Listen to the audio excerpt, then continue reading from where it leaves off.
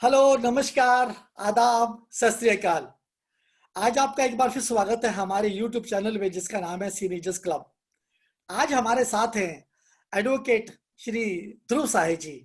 Mister ध्रुव साहे जी, आपका welcome. Thank you जी। मेरा नाम ध्रुव सहाय है। मैं 2009 से वकालत कर रहा हूँ और अगर किसी भी तरीके से मैं ग्रैंड आर्च के सीनेजर्स के किसी कोई मदद कर सकूं तो मैं बहुत खुश हूँगा। मैं आप बताता हूँ मिस्टर ध्रुव साहे के बारे में। मिस्टर ध्रुव साहे ने पुणे के एक फेमस कॉलेज से लॉ डिग्री ली और फिर 2009 में इन्होंने बार काउंसिल के दिल्ली चैप्टर में अपने आप को एनरोल किया। उसके बाद इन्होंने करियर की शुरुआत करी एक लॉ फर्म में और कुछ टाइम के बाद उनको लगा कि ये खुद शायद बेहतर कर पाएंगे अगर अपनी कंपनी खोलते हैं। तो इन्होंने अपने दमखम पर अपनी कंपनी खोली, लॉ फर्म खोली और उसके आज को फाउंडर है। भारतीय संदर्भ में हमारे परिवारों में, खासकर हिंदू परिवारों में, विल या वसीयत के बारे में बात करना ओपन में एक ओपन टॉपिक नहीं समझा जाता। और कई बार ऐसा होता है कि कई किसी के जाने के बाद विल ना होने के कारण बहुत सारे ऐसे हालात पैदा हो जाते हैं जो एक अनप्लेजेंट सिचुएशन परिवार में करते हैं। तो आज हम ध्रुव जी से पूछेंगे कि हमको ऐसी कौन कौन सी चीजें जो ध्यान रखनी चाहिए विल करने के समय पर, वसीयत करने के समय पर। चलिए, तो आज हम बात करते हैं ध्रुव जी से। कुछ सवाल हैं हमारे पास, तो मिस्टर ध्रुव साहे जी, आप हमारे सवालों का जवाब दीजिए ताकि हमारे सीनियर कलेक्टिव मेंबर्स को पता लगे कि ये वसीयत है, क्यों जरूरी है, इसके लिए क्या क्या सावधानियां बरतनी पड़ती हैं। तो मैं आपसे पहला सवाल करता हूं, ध्रुव जी, वसीयत होती क्या है, इसका मतलब क्या होता है, आप बताएंगे प्लीज। देखिए, वसीयत एक प्रकार का डॉक्यूमेंट होता है जो ये तय करता है कि आपके यहाँ ना होने के बाद आपके जितने भी एसेट्स हैं उन पे किस किस का हक बैठेगा। आपकी जो लायबिलिटीज हैं, कोई अगर आपने बैंक से कर्जा लिया हुआ है, किसी से कर्जा लिया हुआ है, उसको कौन सेटल करेगा आपके बिहाफ पे, कैसे सेटल करेगा, आपके बैंक अकाउंट्स, आपके फिक्स डिपॉजिट्स, उनको कैसे हैंडल करा जाएगा। तो वसीयत एक डॉक्यूमेंट है जो ये सब कुछ स्ट्रेट फॉरवर्ड एक्सप्रेस करती है आपके इंटेंट के हिसाब से और एक लीगली इन्फोर्सेबल डॉक्यूमेंट माना जाता है। वसीयत के एब्सेंस में हम इंडियन सक्सेशन एक्ट को फॉलो करते हैं। ओके। तो अगर आपके कोई भी इंटेंशंस है जो इंडियन सक्सेशन एक्ट के हिसाब से नहीं है और आप थोड़े अमेंडमेंट्स चाहते हैं तो उस सिचुएशन में आप वसीयत ड्राफ्ट करते हैं। अच्छा, तो आप ये कह रहे हैं कि वसीयत हम ड्राफ्ट करते हैं उन सब चीजों के लिए जो हमारे एसेट्स हैं, तो मूवेबल इमूवेबल एसेट्स सभी उसमें इंक्लूड करने होते हैं, करेक्ट? जी जरूर, आपके मूवेबल इमूवेबल एसेट्स और सिर्फ एसेट्स ही नहीं, आपकी लायबिलिटीज भी वसीयत में आती हैं बिकॉज आपके ना होने के बाद सबसे पहले आपकी लायबिलिटीज को सेटल किया जाता है। Okay okay. तो इसलिए लायबिलिटीज एसेट्स सब हम वसीयत में कवर करते हैं।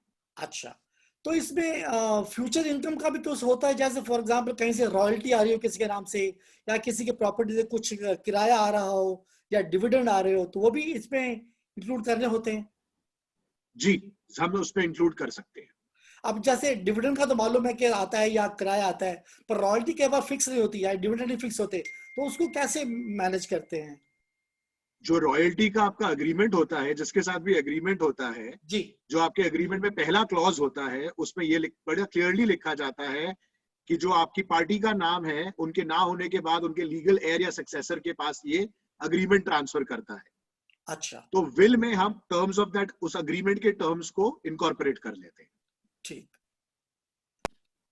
तो ध्रुव जी, आप हमें ये बताइए कि ये विल ड्राफ्ट कौन करता है, कैसे होनी चाहिए, उसके लिए क्या प्रोसीजर है? देखिए, विल ड्राफ्ट बेस्ट है कि आप एक वकील से करवाएं। ओके। और विल में आपके सारे एसेट्स और लायबिलिटीज को मेंशन करना बहुत जरूरी होता है। जी। एंड उसमें आपको सबसे जरूरी जो होता है वो आप अपॉइंट करते हैं एक एग्जीक्यूटर को। एग्जीक्यूटर आपका फैमिली मेंबर हो सकता है, आपके फ्रेंड हो सकते हैं, आपका वकील हो सकता है। एग्जीक्यूटर आपके विल को इम्प्लीमेंट करता है। तो आपके नहीं होने के बाद एग्जीक्यूटर आपके विल के हिसाब से आपके सारे डेट सेटल करता है, आपके सारे लायबिलिटी सेटल करता है, जो भी आपके कर्जे हैं। जी। और उसके बाद आपके एसेट्स को जिस हिसाब से आपने विल में एक्सप्रेस किया उस हिसाब से सब में बांटता है। ये सब कुछ करने से पहले आपके एग्जीक्यूटर को पहले आपके विल में एक प्रोबेट लेना पड़ता है। प्रोबेट एक प्रकार की लीगल सर्टिफिकेशन होती है जी। जो आपको लोकल कोर्ट में विल सबमिट करने के बाद मिलती है। ऑफ कोर्स आपके ना होने के विद इन 3 इयर्स में ये प्रोबेट के लिए अप्लाई करना जरूरी होता है। ओके। तो ये जो विल है ये प्लेन पेपर पे लिखी जा सकती है, स्टैम्प पेपर पे होना चाहिए, कैसे होना चाहिए, कौन कौन सा वैलिड देखिए होता है? कंपलसरी नहीं है, इंडियन लॉ के हिसाब से कंपलसरी नहीं है विल को रजिस्टर कराना। अच्छा। पर हम हमेशा रेकमेंड करते हैं कि आप विल को रजिस्टर कराएं ताकि उसकी एक कॉपी सब रजिस्ट्रार के ऑफिस पे हर समय पे रहे, क्योंकि आगे चल के आपके ना होने पे अगर कोई डिस्प्यूट होए विल पे, जी। कोई लीगल एरिया सक्सेसर चैलेंज करे आपके विल को, तो सब रजिस्टर के पास उसकी कॉपी होने से हमको एक बहुत सॉलिड एडवांटेज रहता है। अच्छा, तो उसका मतलब है कि कल कोई चैलेंज नहीं करेगा कि विल में छेड़खानी करी गई है वगैरह वगैरह, ऐसा ना? देखिए चैलेंज करने का विल को चैलेंज करने का सवाल एक पूरा ही डिफरेंट सवाल बैठता है। विल अच्छा। को चैलेंज अलग अलग ग्राउंड्स में किया जा सकता है। सबसे कॉमन ग्राउंड जिसपे विल को चैलेंज किया जाता है उसे कहते हैं कि जब विल एग्जीक्यूट करी गई थी तो विल एग्जीक्यूट करने वाले साउंड माइंड में नहीं थे या उनसे जबरदस्ती विल एग्जीक्यूट कराई गई है। ओके। 90% ऑफ द केसेस में यही ग्राउंड्स होता है। अच्छा अच्छा। तो इसलिए हम इसमें दो चीजें फॉलो करते हैं। एक तो जब हम विल बनवाते हैं सबसे पहले हम क्लियरली लिखते हैं उसमें कि जो एग्जीक्यूट कर रहे हैं वो अब साउंड माइंड है। ओके। साथ में विल बनने के बाद, रजिस्टर होने के बाद जो एग्जीक्यूटर है विल के, जी। हम उनको बोलते हैं एक वीडियो रिकॉर्डिंग पे अपनी विल खुद पढ़ के सुनाएं ताकि हमारे पास वीडियो एविडेंस रहे कि अच्छा विल कोर्जन के थ्रू या अनसाउंड माइंड के थ्रू नहीं बनाई गई है। अच्छा, गुड। ओके। तो अगर मान लीजिए मैं आज विल बनाता हूँ और ये उम्मीद करते हुए मैं कई साल जीऊंगा और 6 महीने बाद विल चेंज करता हूँ मैं, अगर मैं उसको रजिस्ट्रार के ऑफिस में देता हूँ तो बिल दोबारा फिर देनी पड़ेगी नहीं दूसरे सर, तो अदरवाइज?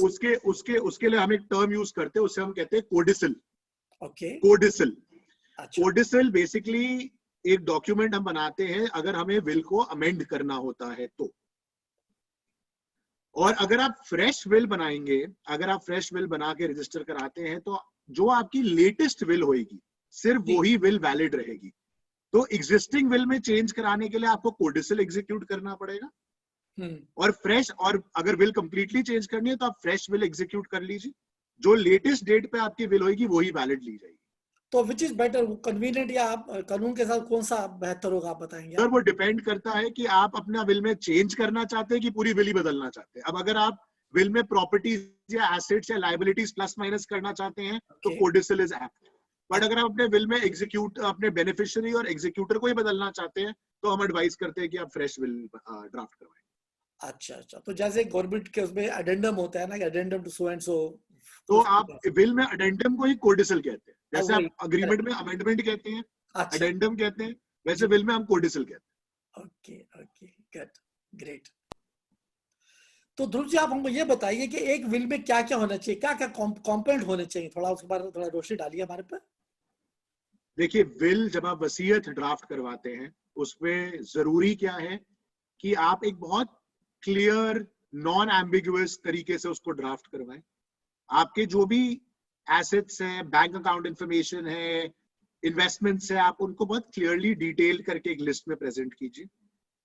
और आप एक ऐसा एग्जीक्यूटर अपॉइंट कीजिए जो भरोसेमंद हो, जिनको आप बहुत समय से जानते हो। और कुछ केस में हम रेकमेंड भी करते हैं कि आप एक से ज्यादा एग्जीक्यूटर अपॉइंट कीजिए, जस्ट इन केस अगर उन एग्जीक्यूटर उस टाइम पे ना पेश हो पाए, अवेलेबिलिटी नहीं हो पाए, तो हमेशा हम रेकमेंड करते हैं कि आप 2 एग्जीक्यूटर्स को अपने विल पे नेम कीजिए। Alternate will. अब हाँ जी, अब एग्जीक्यूटर बहुत जरूरी है आपके विल के लिए, बिकॉज पूरी आपकी विल इंप्लीमेंट एग्जीक्यूटर ही करेंगे। जी तो जो भी आपके बेनिफिशियरीज हैं, आपके लीगल एयर्स हैं, जी। उनको जो जो आपके एसेट्स का शेयर मिलेगा, कैसे मिलेगा, वो एग्जीक्यूटर करेंगे। सबसे ज्यादा जरूरी चीज, एग्जीक्यूटर ही ऑथराइज्ड है आपके विल पे प्रोबेट लेने के लिए। प्रोबेट आपके विल का लीगल सर्टिफिकेशन है। जैसे आपने अपने विल पे प्रोबेट ले लिया, जी। उसके बाद आपका विल एक completely fully legally enforceable document बन जाता है। तो आपके ना होने के बाद आपके एग्जीक्यूटर विल पे प्रोबेट लेते हैं।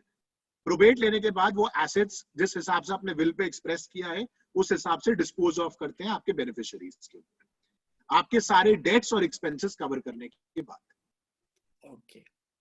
तो टू सम अप, सबसे जरूरी चीज विल में ऑफ कोर्स है आपके एग्जीक्यूटर किसको आप अपॉइंट कर रहे हैं, और दूसरी चीज clearly listing out your assets and your liabilities with as much specific information as you can provide about it, ताकि बाद में हम कोई एम्बिग्यूटी बात के लिए हम ना छोड़े।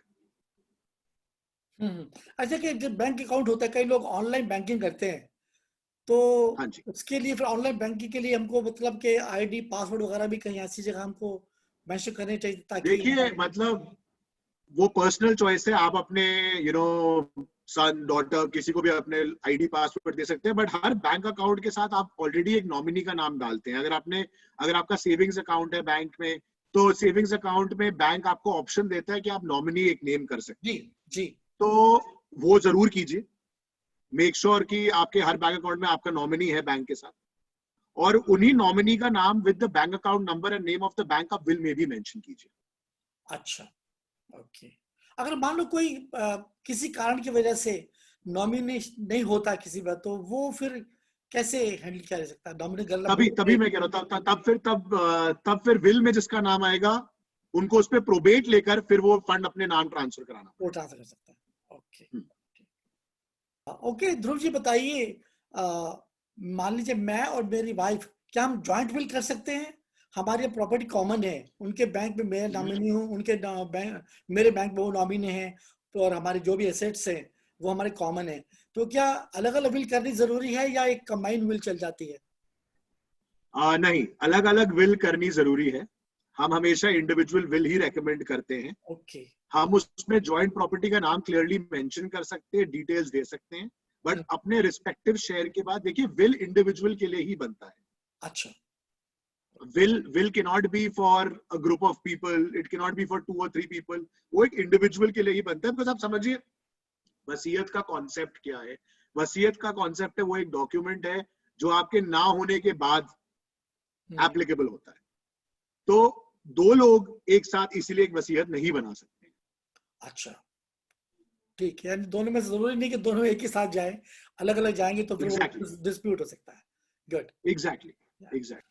हाँ, हाँ, हाँ। ध्रुव जी को बताइए, जैसे हम इनहेरिटेंस की बात करते हैं, अगर कोई प्रॉपर्टी है, दादा की प्रॉपर्टी है, उस पर ग्रैंड चिल्ड्रन का क्या होता है? मान लीजिए दादा की प्रॉपर्टी है, उसके नीचे बेटे ने उसमें कोई कंट्रीब्यूट नहीं किया या कुछ कंट्रीब्यूट किया है, तो वो उसको जो दादा की प्रॉपर्टी, इनहेरिटेड प्रॉपर्टी, उसमें ग्रैंड चिल्ड्रन का कैसे रहता है? देखिए इनहेरिटेंस कम्स इनटू प्ले जब वसीयत नहीं होती है। ओके। ठीक है, इसको हम इंटेस्टेट कहते हैं। अच्छा। अब अगर वसीयत नहीं है तो based on the person's religion okay. That their succession act will apply. Okay. तो हाँ, ग्रैंड चिल्ड्रन की राइट ग्रैंड पेरेंट्स की प्रॉपर्टी पे होती है okay, in equal share as their parents. Okay. यानी कि अगर एक दादा तो है, हाँ सॉरी, एक दादा है और तीन उनका एक बच्चे, बेटा, अगर एक दादा है और 3 बच्चे हैं, 3 बच्चे हैं। और उन 3 बच्चों के 2-2 बच्चे हैं, ओके। तो दोनों बच्चे 2 बच्चे 1/3 शेयर को बराबर हकदार हो। अच्छा, तो हर बच्चे को 1/6 शेयर मिलेगा।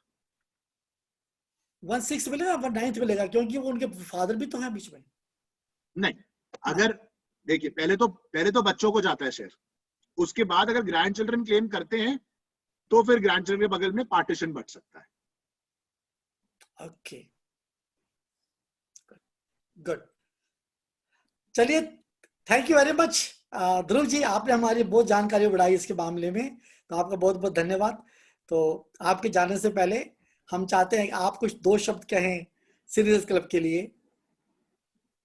नहीं, बहुत बहुत शुक्रिया अंकल कि आपने मेरे को इनवाइट किया, और सीनेजर्स क्लब मेरे ख्याल से एक बहुत ही अच्छा इनिशिएटिव है, और बहुत ही इंटरेस्टिंग इनिशिएटिव है। इनफैक्ट मैं अपने ग्रैंड पेरेंट्स को भी काफी टाइम से अर्ज कर रहा हूँ कि वो आके थोड़ा टाइम मेरे साथ रहे और सीनेजर्स क्लब को एक्सपीरियंस करें। And I wish everyone in the Serious Club all the best. And please continue doing what you're doing. And you are honestly, with all your parties and everything, you are setting a great, benchmark for all of us also. Okay, thank you very much. Thank you. God bless. Thank you. Thank you.